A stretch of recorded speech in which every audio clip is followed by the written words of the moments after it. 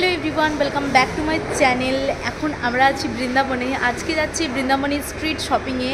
চলো তোমাদেরকে নিয়ে যাই, এখানে কী কী পাওয়া যায় এবং আমরা কী কী কিনবো সেটা সবটাই তোমাদের সাথে চলো শেয়ার করবো। দোকানে ঢুকে প্রথমেই দেখি এখানে গোপাল ঠাকুরের ছোট্ট ছোট্ট সোয়েটার, টুপি সব রাখা রয়েছে। আমরা যেহেতু ওই জানুয়ারি মাসের মাঝামাঝি করে গেছিলাম, তখন শীতকাল চলছিল, আর এগুলো হচ্ছে সব কুরুশে বোনা টুপি, সোয়েটার।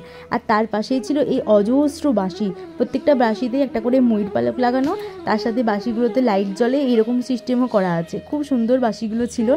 ওই 40 টাকার দাম ছিল, আর একদম আরেকটু ভালো নিতে গেলে সেগুলোর দাম ছিল ওই 60, 70, 80 টাকার মতো। আমরা বেশ কয়েকটা বাঁশি কিনেছি এখান থেকে।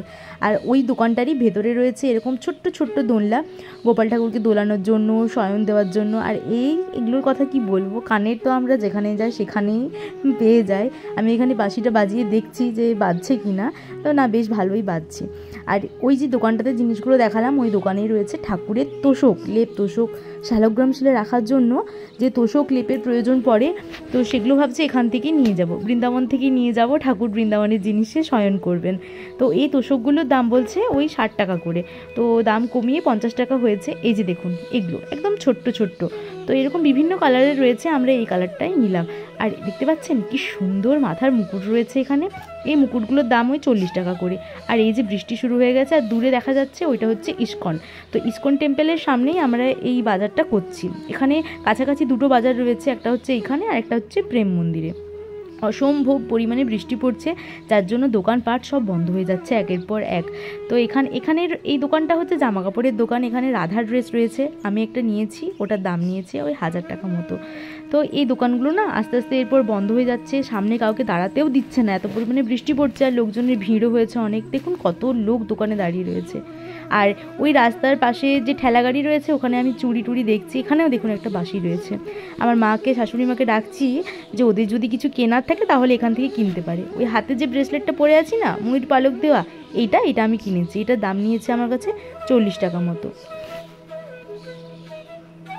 তো আমরা বৃন্দাবনের শীতকাল আর বর্ষাকাল দুটো এখানে ফিল করছি। আমরা এখন বাজে 9:30, আমরা বাজার করতে বেরিয়েছি সবাই বৃন্দাবনে। বলো রাধে রাধে। মোটামুটি বাজে রাত্রি 9:30 থেকে 10টা মতো। ইস্কনের সামনের যে বাজারটা না, সেটা পুরো বন্ধ হয়ে গেছে বৃষ্টির জন্য। এরপর আমরা এসেছি প্রেম মন্দিরের সামনে। বেশ গুটি কয়েক দোকান এখানে খোলা রয়েছে, ওখান থেকেই দেখছি কি কি কেনা যায়। এই হারগুলো খুব সুন্দর। এগুলোর মধ্যে আমি না এই উপরে সবুজ রঙের হারটা, এটা আমার বাড়ির কার্তিক ঠাকুরের জন্য নিয়েছি।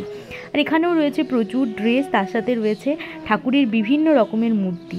আর এখানে তো সেরকমভাবে প্রসাদ কিছু নিয়ে যাওয়া যায় না, ঠাকুরকে প্রসাদ দিয়ে তো সেটা পাবেন না আপনি। তো ওই জন্য এখান থেকে আমরা কয়েকটা নকুলদানার প্যাকেট আর ওই যা সমস্ত প্রসাদ কিনতে পাওয়া যায় সেগুলো কিনেছি, বাড়ির লোকজনদেরকে দিতে হবে সেই জন্য।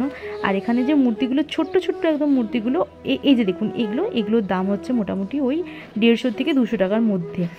আর একদম ছোট্ট ছোট মূর্তিও রয়েছে 100 টাকা, 50 টাকার। আপনি এখানে বিভিন্ন রকমের মূর্তি বিভিন্ন দামের পেয়ে যাবেন।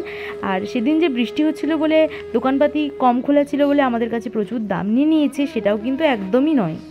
আমরা বেশিরভাগ বাজারটা এই প্রেম মন্দিরের কাছে যে দোকানগুলো রয়েছে ওখানটাতেই করেছি।